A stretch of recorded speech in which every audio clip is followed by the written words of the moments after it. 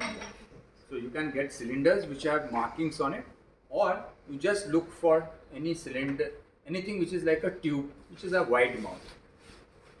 You can actually make your own markings because you don't have to do very final. You have to just to give an overview of what happens. So you can measure water and make this is 10 ml level, this is 20 ml, 30 ml and so on, and make a tube. You can actually make your own measuring cylinder. All you need to do is hunt for something which is a, you know what, how we can do it is this. You have these, you go to a hardware store, you get those pipes, right? Pipes. You take a pipe which is a little transparent and find something to seal it at the bottom. That's all. You won't have your graduation, you make your own graduation. You add water into it, or you water into it and see where it is, and then you just make a marking. Marking will vanish. So best is take a black sellotape and just, let's say for example, this level is 10, 20, because in this case, you are not doing a very minute measurement. Also, you can do it if you have a label like this. I can do a minute measurement, but actually you can show some things which happen. Rough, it is easier to work with. So in this, what we will do is we will put yeast, we will put the solution, sucrose solution, or we just put sugar. So the yeast starts growing, and it's, you can see when she weighs it out, I'll do that. So and then you just keep stirring it. So what will happen now is, what you create is this. The only other thing that you need, which they do not have here, is, therefore I have my fear that this may fall. You have in chemistry department, you have retort stands, you know, to hold your here. So you just get, if you have one here, you can see if you can find one. Otherwise, I'll do. I have retort stand, but I don't think it will clamp. Yeah, it will clamp. It's the bigger ones that are there. No? You don't have. It's in a chemistry where they use for fun all that. So you can hold it there. So you have to have something to hold it. So what you do is, first of all, you have to make sure that this goes in like this.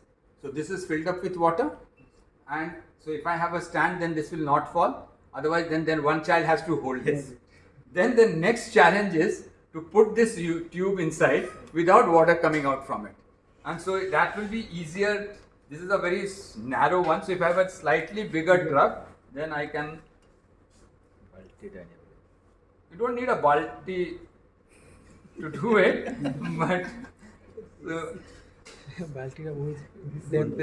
here. So if I do this, so now this is ready. Okay? So this is my setup. Right? So now water is filled into here. We can mark how much of water has fallen. So this is my starting point. Right?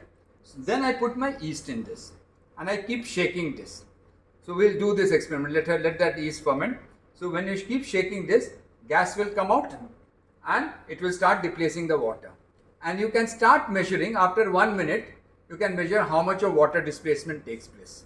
And you can actually study the rate of fermentation that is there. You can go beyond it, and how do you figure out whether it's CO2? Lime water. So find a way, how do I put up now another tube in here so that I can take the gas and put it into a lime water solution and show that this is actually CO2 that is being. So that CO2 won't be dissolved in the water? Some part will get dissolved, but not all. It will start, see, in the water when you do, now this water which you are using as a tap water has a lot of ions in it. So it will dissolve CO2, but when you do that, it's not that everything will get dissolved. There will be a very small part dissolved. If you take distilled water, that's an interesting question which brings you to another point. If you take distilled water where you have, or RO water where you have removed all the ions, it's very reactive. You open it, you keep an open bottle of it, it absorbs CO2 very easily. And actually if you take distilled water, its pH will be we teach that pH will be 7. It will never be 7. It will always be on an acidic side because it just absorbs CO2. Okay? Some amount of CO2 will get absorbed in this, but not much. And when you do this, you can see it will rapidly get displaced off.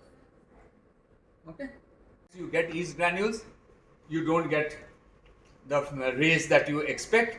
Sometimes it works, so you have to just make beforehand that the yeast granule is a really active yeast granule. So that's something which you have to test out. Sometimes when they give you very old stock, you add and you keep waiting, nothing happens. And then you realize that, okay, this is all, there's no active yeast in it, they're all dead yeast in it. So these are small things that will be. So this will just make our incubator 37. So this process slow जा रहा है.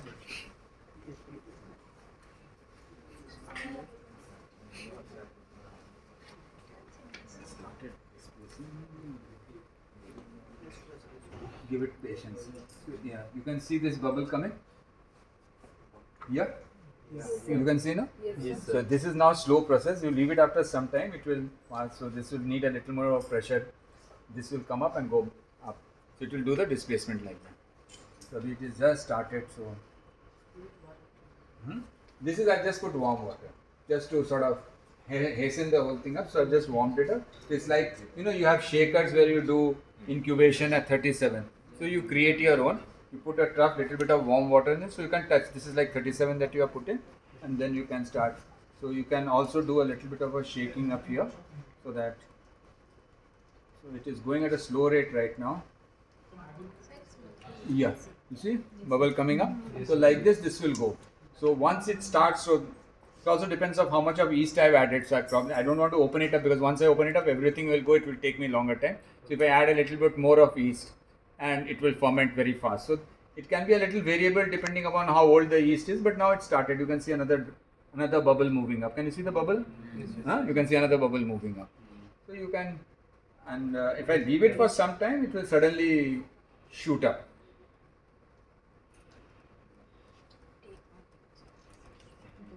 Yeah.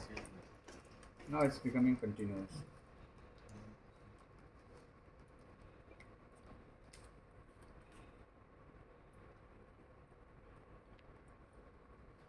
Only thing, when you do this, make sure that this is tight here and this is tight here, that there is no leakage. Otherwise, many a times it will go away. Now it's another bubble going up. So gradually, so you can see the water getting displaced, right?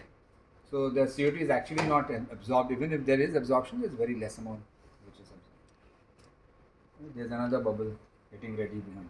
You can see you have one up here and so on. The other thing, of course, is to make sure that the tube is not pinched there much. So basically, instead of, I'm holding it, so I'm also pressing on the tube. So if I have a clamp like this, the water will not come out. So if I raise it, I don't take it to the bottom, I raise it. So the water will not fall out. And but when I put it like this, now this tube gets pressed there, because the end is touching, so the tube is placed there. So it needs more pressure for that bubble to get out of this place. So if I were to just raise it up a bit, anything which can just raise it up this much, it will be a better. See, now you see there? And then my water is not going to fall.